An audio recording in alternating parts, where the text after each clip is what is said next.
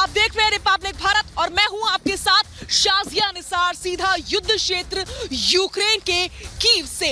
51 दिन का समय बीत चुका है और युद्ध लगातार जारी है। नमस्कार, बहुत स्वागत है आपका। आपके साथ मैं हूं मृदुल शर्मा। दोनों देशों के बीच लगातार युद्ध चल रहा है और हालात बेहद तनावपूर्ण नजर आ रहे हैं। अब पुतिन की टेढ़ी नजर डोनबास पर आकर टिक गई है। क्यों आखिर रूस ने डोनबास का रुख किया है, ये हम आपको बताएंगे। इस बुलेटिन में हम आपको ये भी बताएंगे कि मारियोपोल में जो लड़ाई चल रही है कब्जे की, वो कहां तक पहुंची है और अब किस तरीके से हमले किए जा रहे हैं। युद्ध से जुड़ी हुई हर खबर आपको बताएंगे। बने रहिए हमारे साथ।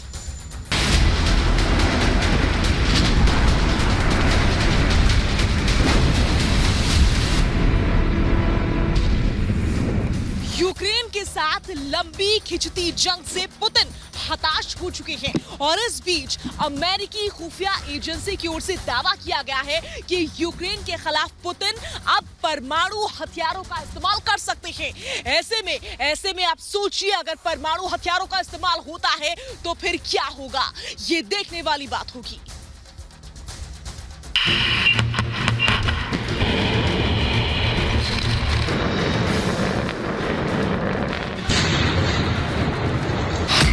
यूक्रेन से जंग, पुतिन का माथा गरम।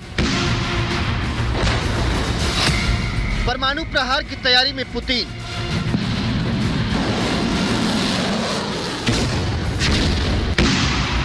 CIA का सनसनीखेज दावा।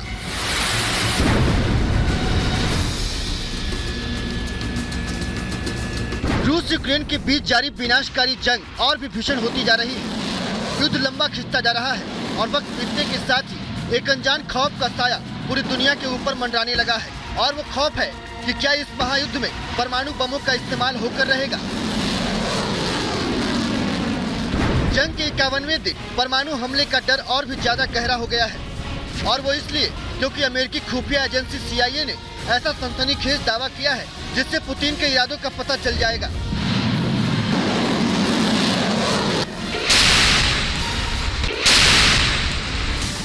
CIA के चीफ बिलियन वर्ष ने आशंका जताई है कि रूस के राष्ट्रपति व्लादिमीर पुतिन यूक्रेन के खिलाफ हल्के परमाणु हथियारों का इस्तेमाल कर सकते हैं। वनर्स ने कहा कि रूसी सेना को यूक्रेन के साथ युद्ध में कई तरह के झटके मिले हैं जिससे पुतिन खासे नाराज हैं और रूसी नेतृत्व में गहरी निराशा है।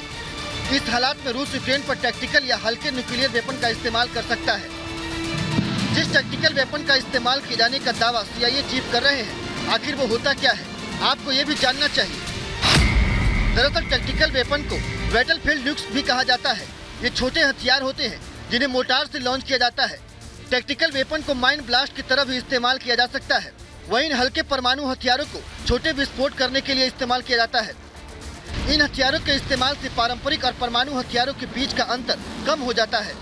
CIA डायरेक्टर ने यह दावा किया है कि पुतिन इस युद्ध से काफी हताश हो गए हैं क्योंकि रूस को इस जंग में हर मोर्चे पर भारी नुकसान झेलना पड़ रहा है। पुतिन ने लगाई कड़ी फटकार। रूसी रक्षा मंत्री को पड़ा दिल का दौरा। पुतिन यूक्रेन के साथ लंबी खिंचती लड़ाई से कितने नाराज और हताश हैं, इसका अंदाजा इसी बात से लगाया जा सकता है कि पुतिन की एक डांट से रूसी रक्षा मंत्री को दिल का दौरा पड़ गया। ये दावा यूक्रेन के मंत्री ने किया है, जिनके मुताबिक पुतिन के साथ रूसी रक्षा मंत्री की तीखी नोकझोंक हुई। पुतिन ने यूक्रेन में अपने विशेष सैन्य अभियान की विफलता के लिए रूसी रक्षा मंत्री को दोषी ठहराया था, जिसके बाद उन्हें हार्ट अटैक आ गया।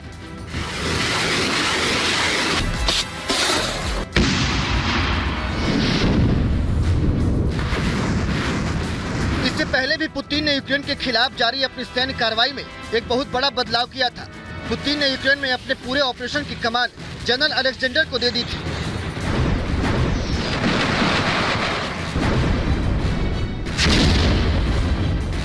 रूस कीव पर कब्जा करने में विफल रहा और उसे कुछ इलाकों से पीछे हटना पड़ा है, जिससे पुतिन हताश हो गए हैं और परमाणु हमले की तैयारी में है। जानकारों का कहना है कि रूस के पास ऐसे करीब 2000 परमाणु बम है, जिन्हें एयरफोर्स, नेवी और जमीनी सेना की मदद से शत्रु के खिलाफ दागा जा सकता है। रूस दुनिया की सबसे बड़ी परमाणु शक्ति है। अब अगर पुतिन गुस्से में आकर यूक्रेन पर परमाणु प्रहार करते हैं तो ये महायुद्ध महाविनाश में बदल जाएगा। Bureau report, Republic Bharat. एक तरफ पुतिन की सेनाएं यूक्रेन पर लगातार हमला बोल रही हैं, दूसरी तरफ नाटो भी रूस के खिलाफ तैयार लग रहा है। और रूस के खिलाफ मोर्चा खोलने की तैयारी इसलिए दिखती है क्योंकि नाटो ने अपने जहाज बाल्टिक सागर में तैनात किए और वो वहां पर अभ्यास करते हुए नजर आते हैं। अगर दूसरा पहलू इस पूरे के पूरे प्रकरण का देखें तो स्वीडन और फिनलैंड को नाटो में शामिल ना होने की पुतिन की धमकी से ऐसा लगता है कि यह घमासान और ज्यादा आने वाले दिनों में बढ़ने वाला है।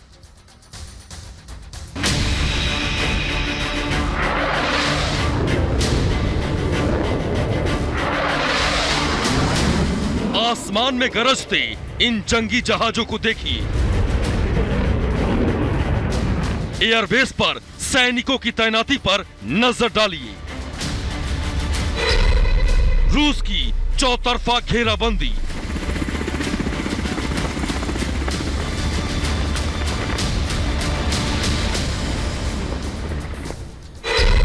पुतिन पर नकेल कसेगा नेटो।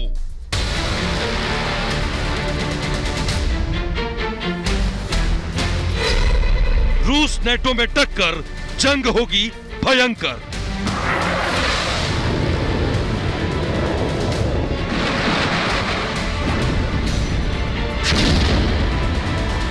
नीदरलैंड वायुसेना के F-35 लड़ाकू विमान और MiG-29 लड़ाकू विमानों ने बुल्गारियाई सहयोगियों के साथ ताकत का प्रदर्शन किया। बुल्गारिया के ग्राफ इनगाटियो एयरबेस से आसमान में उड़ान भरते ये जहाज पुतिन को संदेश दे रहे हैं। एक तरफ रूस यूक्रेन के साथ आर पार की जंग लड़ रहा है तो दूसरी ओर नाटो देश भी पुतिन को शक्ति दिखाने के मूड में है। इस बीच खबर है कि नाटो बाल्टिक सागर में युद्धाभ्यास करेगा। पुतिन को अपनी ताकत दिखाने के लिए नाटो के जहाज बाल्टिक सागर पहुंचे हैं। रूस यूक्रेन में घमासान अब समुद्री इलाके में तेज हो गया है। पुतिन ने नाटो देशों को खुली धमकी देते हुए कहा है कि अगर नाटो यूक्रेन की मदद करेगा तो तबाह हो जाएगा। दूसरी ओर स्वीडन और फिनलैंड की नाटो में दिलचस्पी दिखाने से पुतिन भड़क गए हैं। पुतिन ने साफ कहा है कि अगर नाटो से करीबी बढ़ाई तो परिणाम गंभीर होंगे।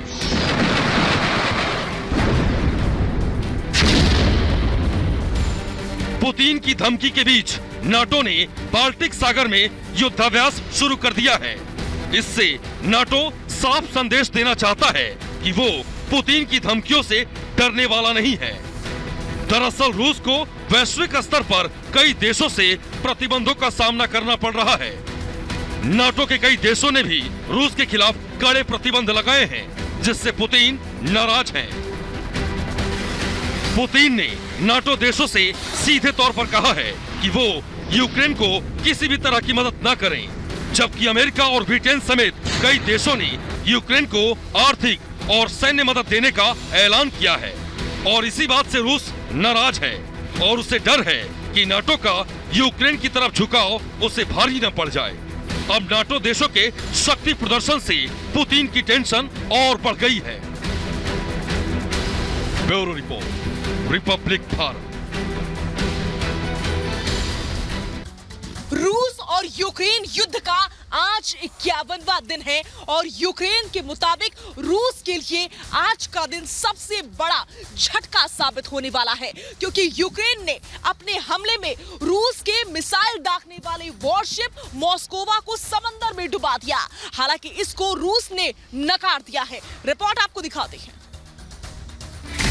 रूस यूक्रेन जंग का 51वां दिन है। समंदर में डूबा रूसी वॉरशिप।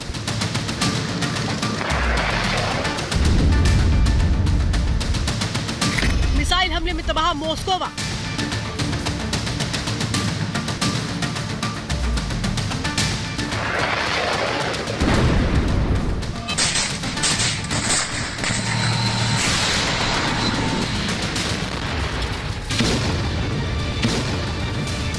रूस यूक्रेन की लड़ाई आसमान और जमीन के बाद अब थल में और भीषण होती चली जा रही है। रूस को इस लड़ाई में अब तक का सबसे बड़ा झटका लगा है। यूक्रेन का दावा है कि काला सागर में तैनात रूस का युद्धपोत मोस्कोवा यूक्रेन के हमले में समंदर में समा गया, लेकिन रूस यूक्रेन के दावे को खारिज कर रहा है।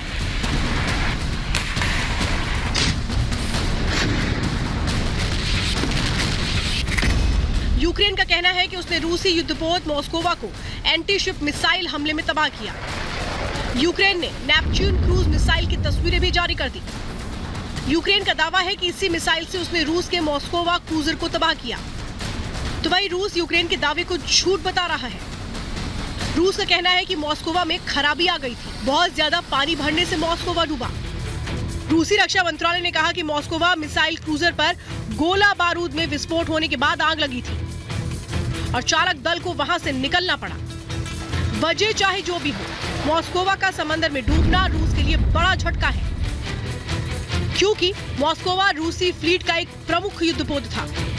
स्लावा क्लास की मिसाइल क्रूजर 1979 में लॉन्च किया गया था। इस वॉरशिप का वजन 12,490 टन और स्पीड 59 किलोमीटर प्रति घंटा है। ये वुल्कान एंटीशिप मिसाइल से लैस है। मोस्कोवा में 16 एंटीशिप मिसाइल, कई एयर डिफेंस मिसाइल तैनात थी। साथ ही टॉर्पीडोज और गन की भी तैनाती की गई थी। बताया जा रहा है कि रूस ने फरवरी में इसी युद्धपोत से स्लेक आइलैंड से कई मिसाइलें दागी थी। इसके बाद से ही युद्धपोत यूक्रेन के निशाने पर था। दावा किया जा रहा है कि यूक्रेन ने तुर्की के बारकतार ड्रोन का सहारा लेते हुए मोस्कोवा के रडार सिस्टम को धोखा दिया।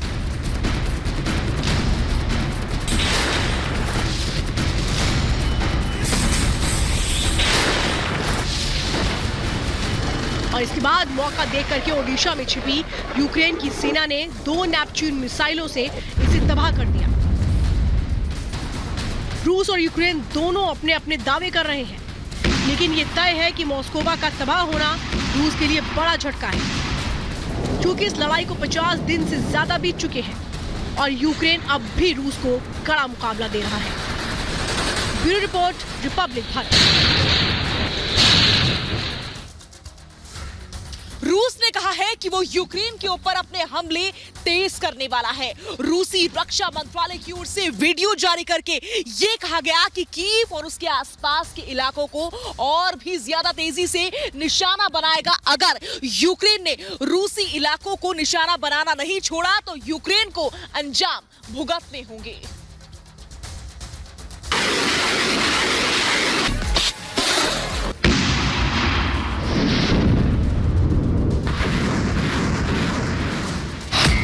यूक्रेन पर बढ़ेंगे रूसी हमले।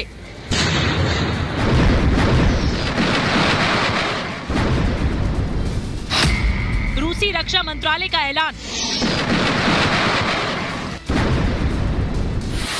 रूस ने एक बार फिर यूक्रेन को कड़ी चेतावनी दी है। रूस ने कहा है कि वो यूक्रेन पर हमले और भी तेज करेगा। रूस ने कहा है कि अगर यूक्रेन ने उसके इलाकों को निशाना बनाया तो वो यूक्रेन को नेस्त नाबूद कर देगा। रूसी रक्षा मंत्रालय ने कहा कि अगर रूस के किसी इलाके पर हमला हुआ तो रूसी मिसाइलें कीव में तबाही मचा देंगी।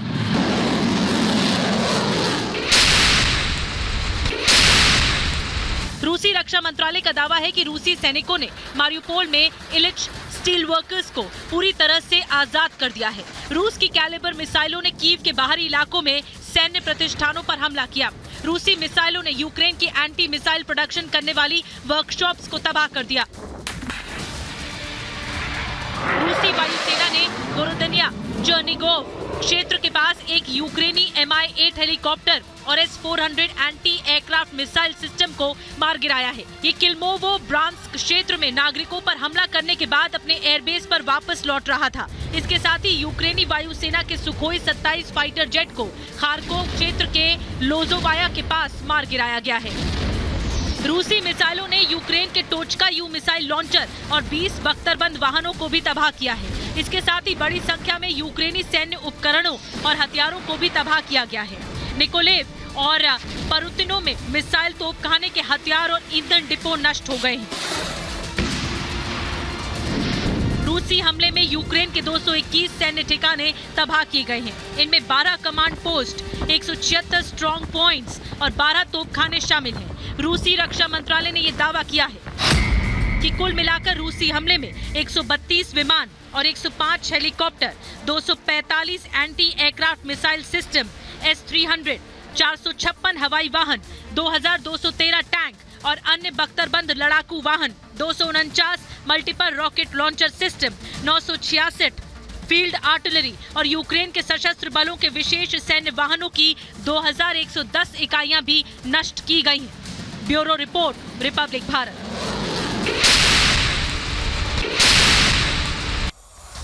मारियोपोल में जंग लगातार चल रही है और वहां के हालात बेहद तनावपूर्ण होते जा रहे हैं। रूस बार बार ये दावा कर रहा है कि उसने इस शहर पर पूरी तरीके से कब्जा कर लिया है। चेचन लड़ाके सामने आए हैं और डीपीआर के सैनिकों के साथ यूक्रेन के सैनिकों को पीछे धकेलने का काम किया जा रहा है। उन पर लगातार हमले बोले जा रहे हैं और सबसे अहम बात यही है कि आखिर मारियोपोल में ये जंग इतनी भयानक और खतरनाक क्यों हो रही है, इस रिपोर्ट में आपको समझाते हैं।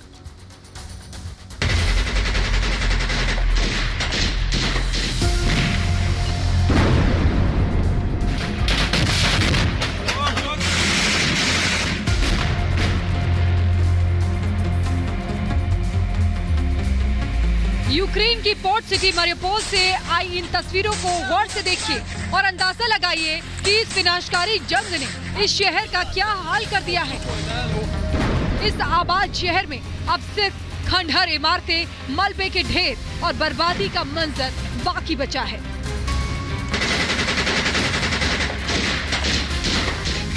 गोलियों की तड़तड़ाहट,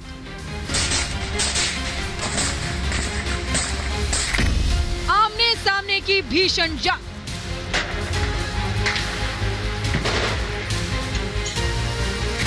धुआं, धमाका और बर्बादी।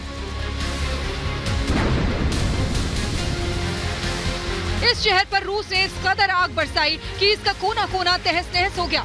अब यूक्रेन के राष्ट्रपति जेलेंस्की ने भी कह दिया है कि रूसी हमलों से मारियोपोल की 95% इमारतें जमींदोज हो गई हैं। अंदाजा लगाइए, जिस शहर की 95% इमारतें नष्ट कर दी गई हो, वहां क्या बचा होगा। कब्जे की जंग में मारियोपोल मटियामेट हो चुका है। भीषण गोलीबारी की ये खौफनाक तस्वीरें मारियोपोल की हैं, जहां रूस और यूक्रेन की सेनाएं एक दूसरे पर ताबड़तोड़ हमले कर रही हैं। दोनों देशों के सैनिक आमने सामने की लड़ाई लड़ रहे हैं। मारियोपोल अब महाजंग का मैदान बन चुका है। ये मंजर दिल दहलाने वाला है। चारों तरफ खंडहर घर हैं और ये सैनिक छिपकर ताबड़तोड़ गोलियों की बरसात कर रहे हैं।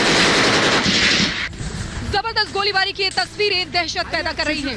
रूस एक के बाद एक हवाई हमले कर मारियोपोल को बारूदी ढेर में तब्दील कर रहा है। आसमान से लगातार रूस यूक्रेन पर बम की बरसात कर रहा है। हर तरफ बर्बादी का मंजर ये बताने के लिए काफी है कि यूक्रेन को गोला बारूद, मिसाइल, टैंक, रॉकेट लॉन्चर और आर्टिलरी से किस तरह तबाह किया जा रहा है। बारूदी कहर से एक जिंदा शहर का खंडहर हो जाना क्या होता है, वो इन तस्वीरों को देखकर समझा जा सकता है। मारियोपोल का ऐतिहासिक केंद्र लगातार भीषण लड़ाई के बीच लगभग पूरी तरह से नष्ट हो गया है। इस पूरे इलाके में एक भी इमारत सही सलामत नहीं बची है। आसमान से बरसे गोलों ने सब बर्बाद कर दिया है। इसी बर्बादी के मंजर के बीच कुछ लोग बाहर पेड़ों की टूटी शाखों को बीन रहे हैं। इस ऐतिहासिक इलाके की ज्यादातर इमारतें ज़ारिस्ट काल में बनाई गई थी और 2 विश्व युद्धों के दौरान भी क्षतिग्रस्त नहीं हुई थी, लेकिन अब पुतिन के प्रहार से सब जमींदोज हो चुका है।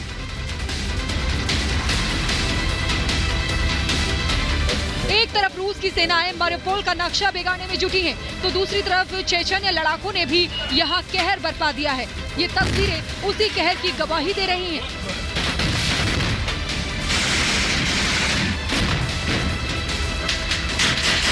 देखिए आसमान से भीषण बमबारी के बाद जमीन पर कैसा मंजर है। पूरा इलाका खंडहर बन गया है, घरों से धुआं निकल रहा है। अब मारियोपोल की सड़कों से गोलियों की गर्जना करते इस चेचन्या सैनिक को देखिए, बंदूक आग उगल रही है। चौतरफा बर्बादी का मंजर है। घरों पर गोले दागे गए हैं, जिसके बाद विकराल आग की लपटें उठने लगी।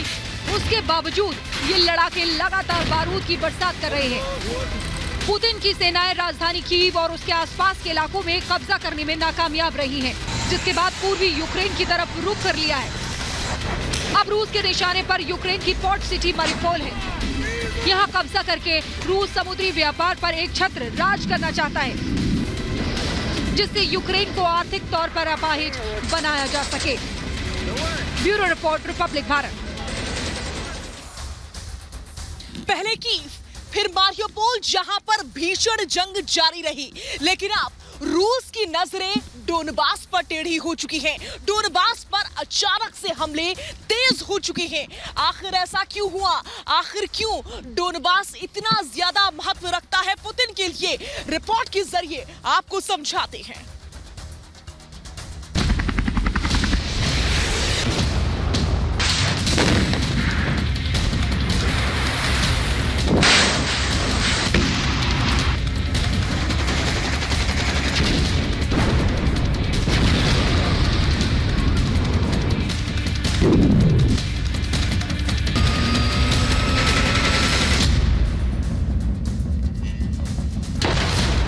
यूक्रेन के पूर्वी क्षेत्र डोनबास में रूस के हमले की ये तस्वीरें देखिए।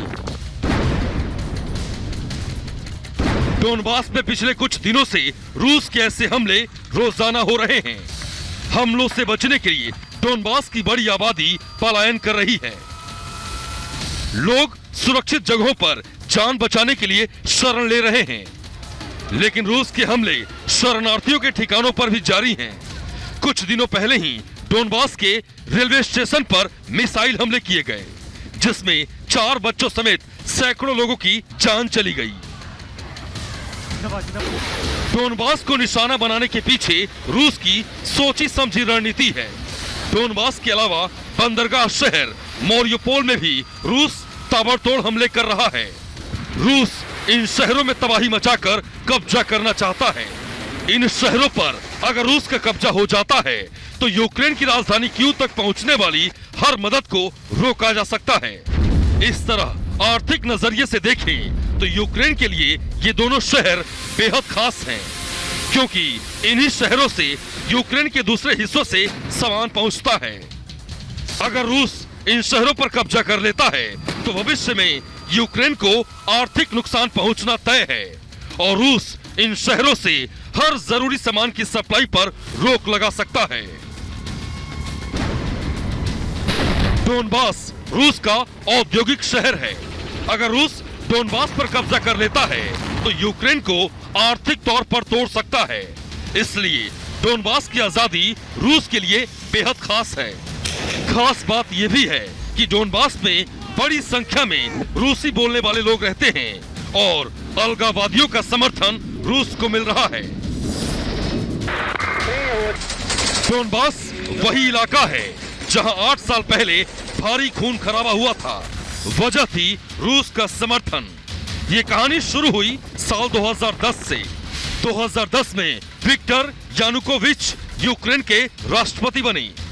राष्ट्रपति बनने के बाद उन्होंने रूस के प्रति अपना झुकाव और समर्थन खुलकर जाहिर कर दिया, जिसके बाद यूक्रेन अलग अलग हिस्सों में बंटने लगा। यूक्रेन सांस्कृतिक तौर पर पहले से ही 2 हिस्सों में बंटा है। पूर्वी यूक्रेन में रूस का प्रभाव है, जबकि पश्चिमी यूक्रेन में यूरोपीय देशों का।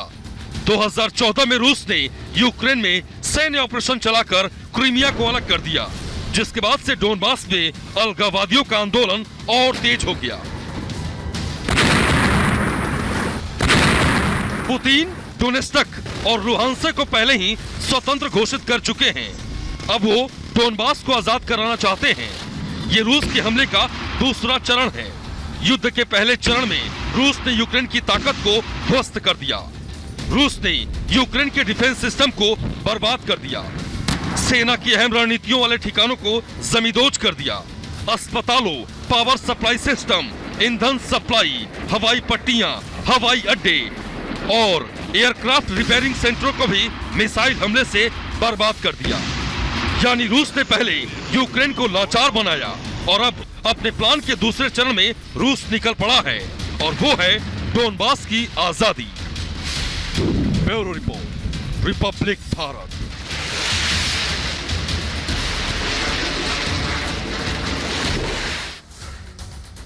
यहाँ वक्त एक छोटे से ब्रेक का है, लेकिन ब्रेक के बाद भी महायुद्ध से जुड़े हुए हर खबर आप तक पहुंचाएंगे। आप देखते रहिए रिपब्लिक भारत।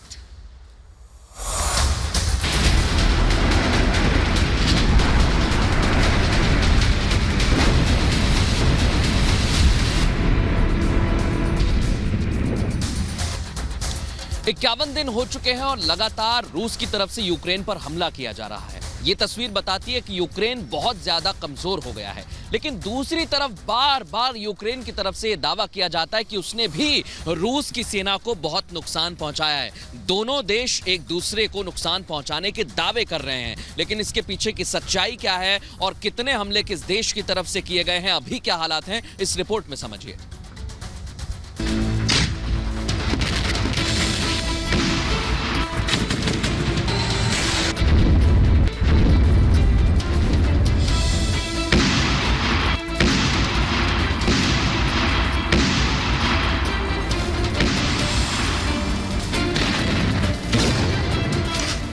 रूस के ताबड़तोड़ हमले।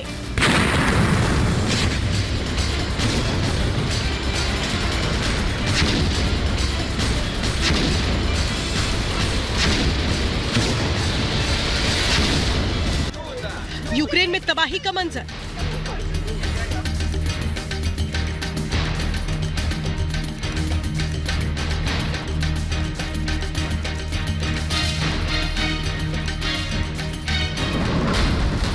रूस पर यूक्रेन की बमबारी लगातार जारी है। 51 दिनों के बाद भी ना तो रूस रुक रहा है और ना ही यूक्रेन झुक रहा है।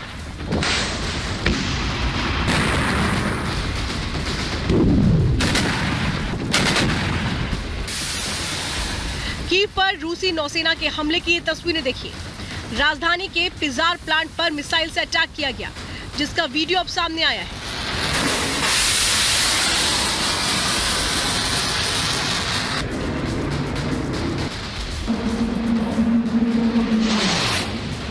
नौसेना ही नहीं, रूसी वायुसेना भी यूक्रेन के शहरों में भीषण तबाही मचा रही है।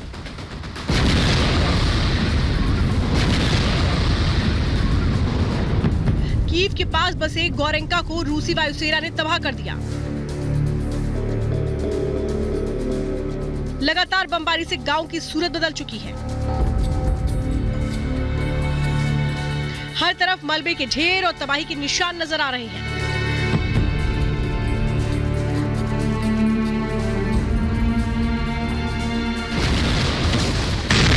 रूसी वायुसेना ने यूक्रेन सेना के ठिकानों पर हमला किया।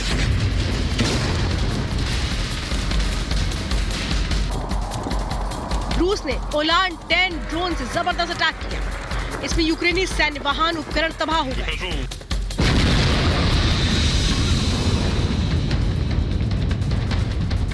वहीं रूस की सीमा से सटे ओडिशा के पास रूसी सेना की हलचल बढ़ चुकी है। रूस इस इलाके में ड्रोन से निगरानी कर रहा है।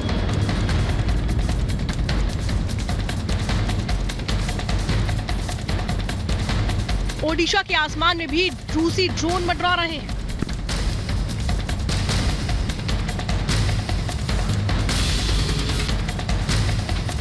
इवानो में भी रूसी वायुसेना के हवाई हमलों से पूरा इलाका आग की चपेट में आ गया। हमले की दिल दहला देने वाली तस्वीरें सामने आई हैं।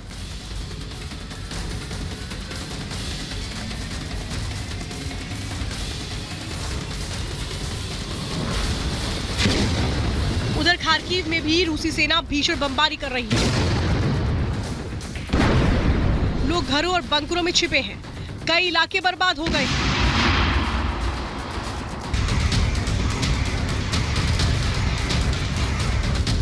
खार्किव में रूसी वायुसेना उन इलाकों पर भी हमले कर रही है जहां स्कूल है। रूस के हवाई हमलों में स्कूल भी तबाह हो रहे हैं। कई स्कूल मलबे के ढेर में बदल चुके हैं।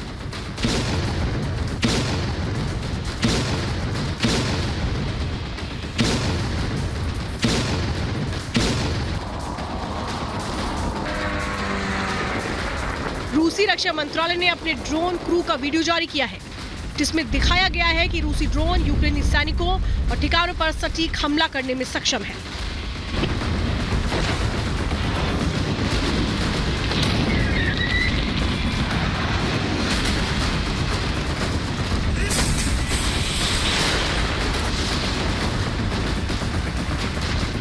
Bureau report, Republic Bharat.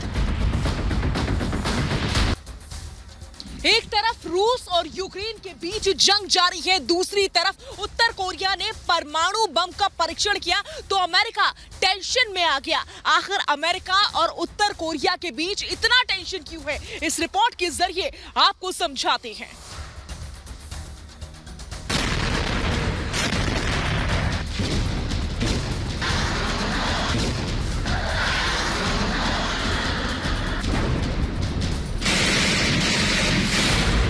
महायुद्ध में महाविनाश का खतरा।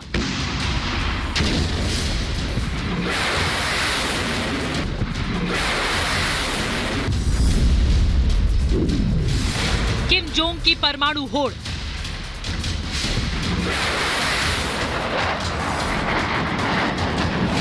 उत्तर कोरिया ने बढ़ाई अमेरिका की टेंशन। एक तरफ रूस यूक्रेन पिछले 51 दिनों से जंग की आग में जल रहे हैं, तो दूसरी तरफ उत्तर कोरिया के विनाशक इरादों ने दुनिया पर परमाणु हमले के खतरे को बढ़ा दिया है।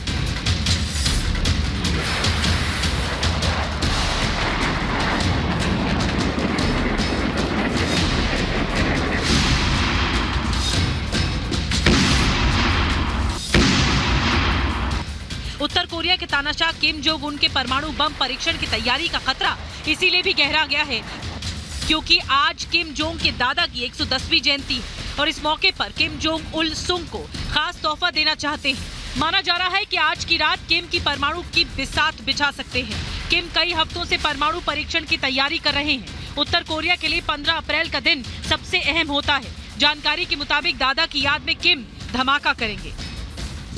उत्तर कोरिया के तानाशाह किम जोंग उन के परमाणु बम के परीक्षण की तैयारी की खबरों से सुपर पावर अमेरिका भी टेंशन में आ गया है। अमेरिका ने तानाशाह किम को चेतावनी देने के मकसद से 5 साल बाद अपने महाविनाशक aircraft carrier USS Abraham Lincoln को कोरिया प्रायद्वीप में भेजा है। अमेरिका की नौसेना ने कोरियाई प्रायद्वीप में USS अब्राहम लिंकन के तैनाती की खबर दी। ऐसी चिंता जताई जा रही है कि उत्तर कोरिया फिर से परमाणु हथियारों का परीक्षण शुरू कर सकता है। इससे पहले उत्तर कोरिया ने अमेरिका तक मार करने में सक्षम इंटरकॉन्टिनेंटल परमाणु मिसाइल का सफल परीक्षण किया था। परमाणु परीक्षण के अलावा तानाशाह किम एक खास काम के लिए भी चर्चा में है। हालांकि वजह धमकी या मिसाइल टेस्ट नहीं बल्कि कुछ और है। किम ने सीनियर न्यूज एंकर री चुन को एक लग्जरी मकान गिफ्ट किया है। 79 साल की री चुन ही उत्तर कोरियाई टेलीविजन का एक प्रमुख चेहरा रही है। री चुन को ही पिंक लेडी के नाम से भी जाना जाता है क्योंकि वह ज्यादातर पारंपरिक पिंक ड्रेस में ही नजर आती हैं। तानाशाह किम जोंग उन एंकर को आलीशान मकान गिफ्ट करने के मौके पर खुद भी मौजूद रहे।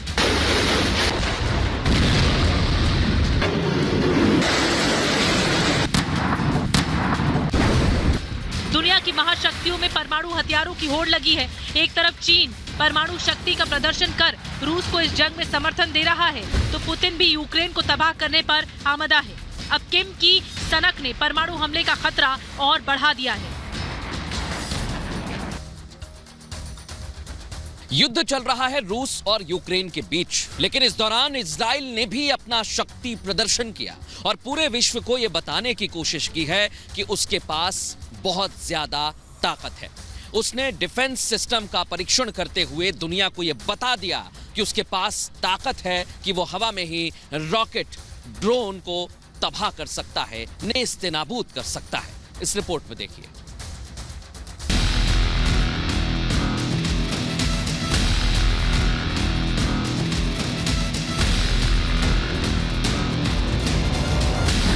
अभेद बना इजराइल।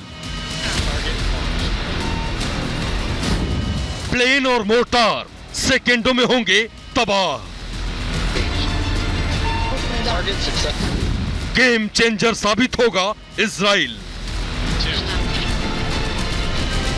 तीसरे विश्व युद्ध की आहट के बीच इजराइल भी दम भर रहा है।